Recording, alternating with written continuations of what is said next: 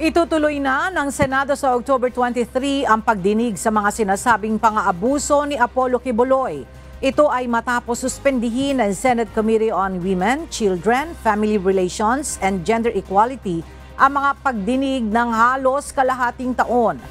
Ayon kay Committee Chairperson Senator Risa Hontiveros, hihilingin nila ang permiso ng Korte upang mapadalo sa Senate hearing ang naturang religious leader. Handa rin anyang muling humarap sa pagdinig ang ilang mga dati ng testigo at umano'y mga biktima nito maging ang mga bagong survivor victims.